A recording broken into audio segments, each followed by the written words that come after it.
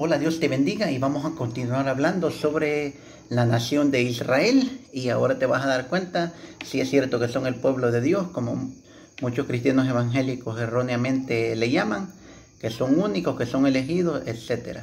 Y voy a comenzar leyendo unos pasajes bíblicos, todo el capítulo 2 de Romanos, pero voy a leer a partir del versículo 5, 2:5 de Romanos, dice así: pero por tu dureza y por tu corazón no arrepentido, atesoras para ti mismo ira para el día de la ira y de la revelación del justo juicio de Dios, el cual pagará a cada uno conforme a sus obras. Vida eterna a los que, perseverando en bien hacer, buscan gloria y honra e inmortalidad, pero ira y enojo a los que son contenciosos y no obedecen a la verdad, sino que obedecen a la injusticia. Tribulación y angustia sobre todo ser humano que hace lo malo. Mira esta parte de este versículo 9. El judío primeramente y también el griego. Pero gloria y honra y paz a todo el que hace lo bueno, al judío primeramente y también al griego. Porque no hay acepción de personas delante de Dios. Porque todos los que sin ley han pecado, sin ley también perecerán. Y todos los que bajo la ley han pecado, por la ley serán juzgados. Porque no son los oidores de la ley los justos ante Dios, sino los hacedores de la ley serán justificados. Porque cuando los gentiles que no tienen ley hacen por naturaleza lo que es de la ley, estos, aunque no tengan ley, son ley para sí mismos, mostrando la obra de la ley y escrita en sus corazones, dando testimonio en su conciencia y acusándoles o defendiéndoles sus razonamientos. En el día en el que Dios juzgará por Jesucristo los secretos de todos los hombres, conforme a mi evangelio. He aquí, tú tienes el sobrenombre de judío, versículo 17, mira qué interesante, y te apoyas en la ley y te glorías en Dios, y conoces su voluntad, e instruido por la ley apruebas lo mejor, y confías en que eres guía de ciegos, luz de los que están en tinieblas, instructor de los indoctos, maestro de niños, que tienes en la ley la forma de la ciencia y de la verdad. Tú pues que enseñas a otro, ¿no te enseñas a ti mismo? Tú que predicas que no se ha de hurtar, hurtas. Tú que dices que no se ha de adulterar, adulteras. Tú que abominas a los ídolos, cometes sacrilegio. Tú que te jactas de la ley, con infracción de la ley, deshonras a Dios. Porque como está escrito, el nombre de Dios es blasfemado entre los gentiles a causa de vosotros.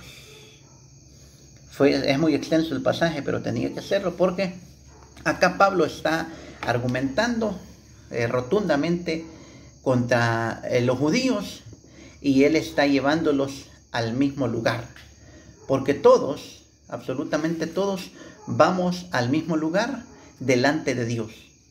Si no nos arrepentimos, todos pereceremos. Los justos del antiguo tiempo dice que aunque pecaron sin ley, van a ser juzgados y condenados sin ley. Y los que con la ley han pecado van a ser juzgados y condenados con la ley. Así que no hay acepción de personas para con Dios. Y vamos comprendiendo esto porque vemos que tanto ellos como nosotros somos pecadores, gentiles y judíos, somos igual de pecadores delante de Dios. Nadie es mejor que nadie. No estoy diciendo que somos mejores que ellos y tampoco se puede decir que ellos son mejores que nosotros que no somos judíos. Y voy a leerte lo que pasa en ese país actualmente, en Israel, para que te des cuenta si es verdaderamente el pueblo de Dios que leemos en la Biblia. Dice que las personas LGBT en Israel gozan de amplia aceptación social y legal. Tanto así de que aunque el matrimonio del mismo sexo no se practica allí, sí se pueden casar en otro país y lo pueden legalizar en esa nación. Mira qué terrible. También es legal la adopción de niños de parejas homoparentales, es decir, parejas del mismo sexo. O sea, es legal todo esto. Las comunidades más grandes, los clubes más grandes de personas de este tipo están en Tel Aviv, es la cuna en Israel de esta clase de personas. Y el 60% de ellos están de acuerdo en estas relaciones. O sea, que no es el pueblo de Dios, como muchos argumentan. ¿A dónde está ese pueblo de Dios?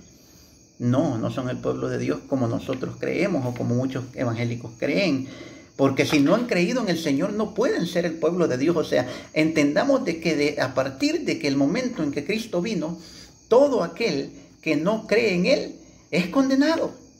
Vemos al Señor Jesús cómo condenó a aquella gente que no creyó en Él. A lo suyo vino y los suyos no le recibieron.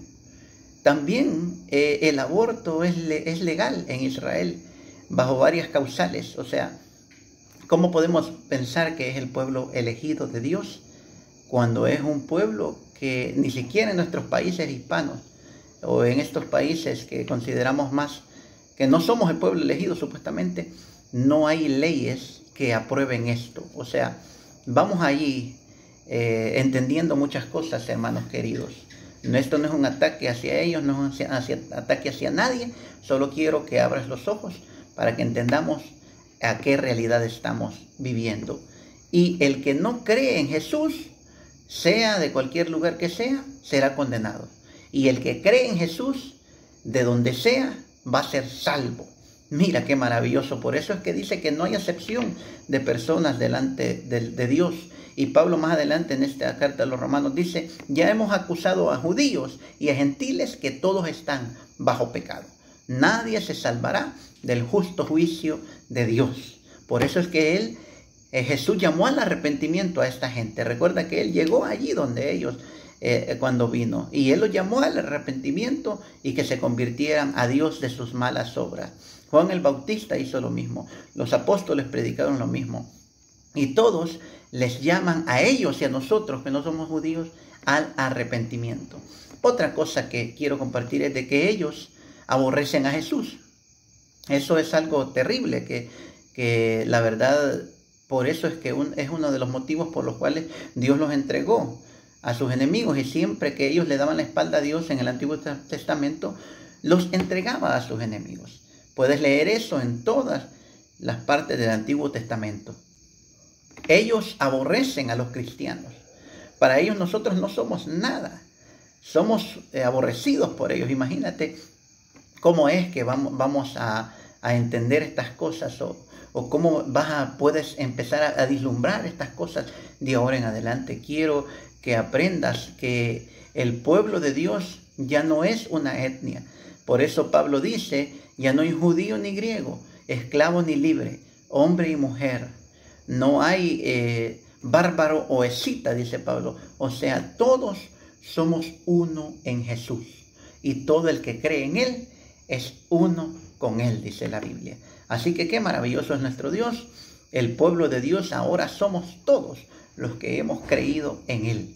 Aunque ellos tuvieron el privilegio de tener las primicias de todas las cosas de la salvación, lamentablemente por no ser leales a Dios y obedientes a Él, a su pacto, Él los desarraigó y nos injertó a nosotros para, como dice Pablo también en la carta a los Efesios, si no me equivoco, de los dos pueblos hizo uno solo. Qué maravilloso es nuestro Dios, y por eso hemos de darle honra y gloria a nuestro Padre. Así que quiero que vayamos aprendiendo más sobre esta situación y vamos a hacer un par de videos más de esto.